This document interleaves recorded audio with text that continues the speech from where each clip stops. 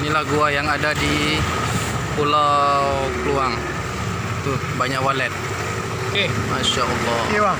Kak. Oke. Jangan ragu untuk berwisata ke Pulau Kluang. Masya Allah, luar biasa. Tak tahu. Luar biasa tuh ya. Burung waletnya cukup banyak bergantungan.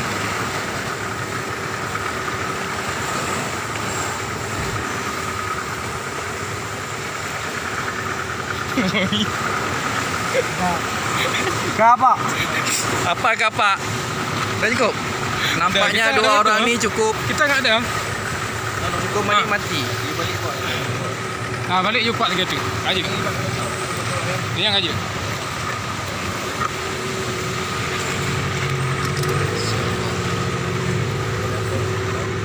Kenapa dengan dengannya dah?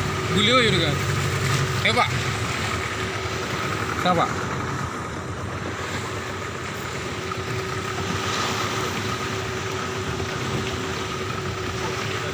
Kak. Aja, Pak. Alhamdulillah. Ini dah Pak Mat pepe dah.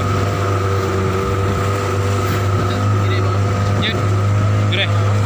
Bagaimana kesan dan pesan? Alhamdulillah saja.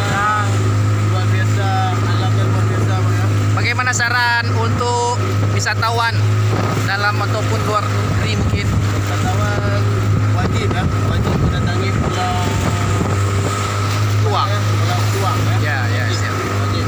Karena keindahannya masih Alami. alami, Ya. luar biasa kan. Oke, terima kasih Bang Agus, Bang Rizky. Yuk kepada rekan-rekan. Back to, mari.